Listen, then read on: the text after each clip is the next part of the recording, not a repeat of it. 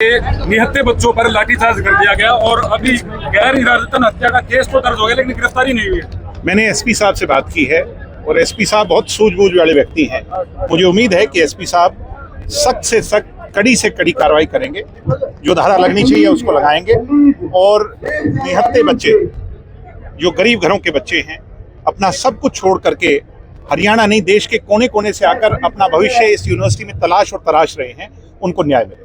Sir, तमाम पार्टियों के बड़े नेता आज नहीं है, 3-4 दिन हो गए मुद्दे को चलते हुए, अभी तक कोई भी कार्रवाई नहीं की गई है। कब करेंगे कार्रवाई? मुझे उम्मीद है कि जो कार्रवाई पुलिस को करनी है उस पर पुलिस एक्ट करेगी। इसके अलहदा हम गवर्नर साहब से आज ही समय मांगेंगे। उम्मीद है कि जल्दी उनका समय हमें मिलेगा। मैं यहाँ के प्रतिनिधि मंडल के साथ गवर्नर साहब से मिलूंगा। इसके अलहदा मैंने मांग की है कि अगर सरकार इन लोगों पर सही धारा नहीं लगाती है तो प्राइवेट डॉक्टर्स की ओपिनियन लेकर के एक रिपोर्ट तैयार कर ली जाए, जिसको लेकर हम हाई कोर्ट के अंदर जाएं और हाई कोर्ट की वोकेशनल बेंच के सामने जाकर के इस मुद्दे को लगाएं और छात्रों की आवाज को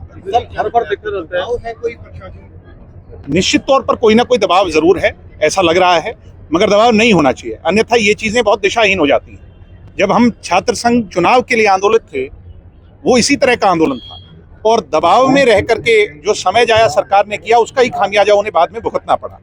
मैंने जैसा माइक से कहा कि वो लोग जो अहंकार से डूबे हुए थे, वो लोग फिर सड़कों पर हाथ जोड़ रहे थे।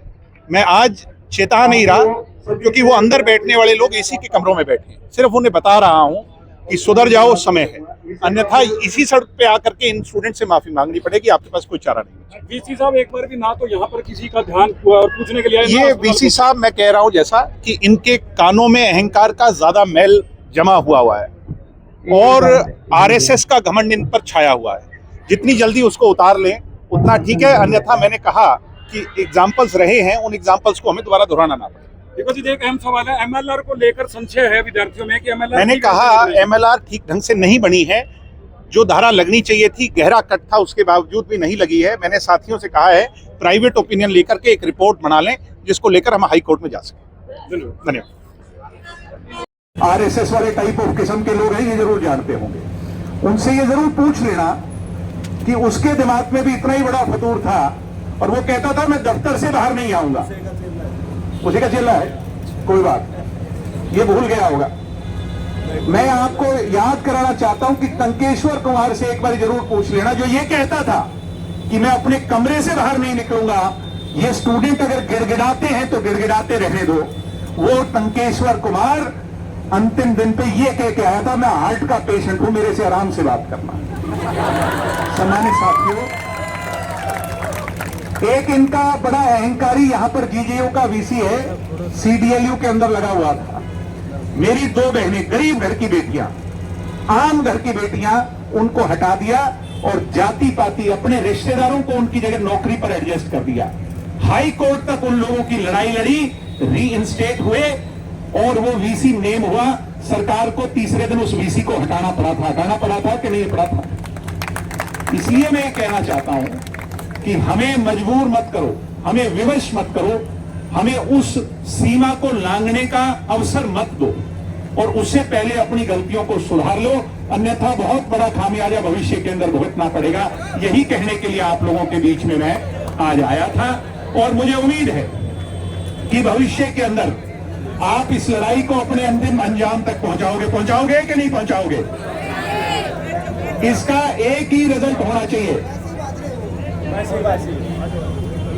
इसका एक ही रिजल्ट होना चाहिए। इसमें किसी राजनीतिक दल की कोई जीत नहीं, इसमें सिर्फ और सिर्फ स्टूडेंट्स की जीत होनी चाहिए, आपकी जीत होनी चाहिए, आपके मुद्दे की जीत होनी चाहिए। यही कहने के लिए मैं आया था आप सबका यहां पहुंचने पर, और इतना समर्थन एक दूसरे के प्रति।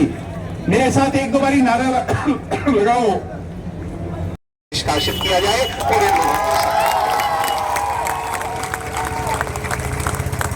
इसके साथ साथ ही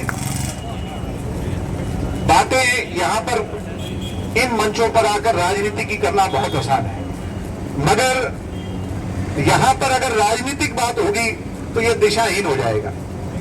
इसलिए मुद्दे की बात होनी चाहिए कि नहीं?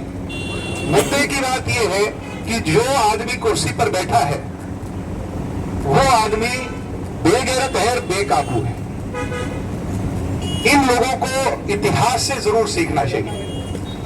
इतिहास इस बात का गवाह है, और वो कहते हैं प्रत्यक्ष को प्रमाण की आवश्यकता नहीं होती।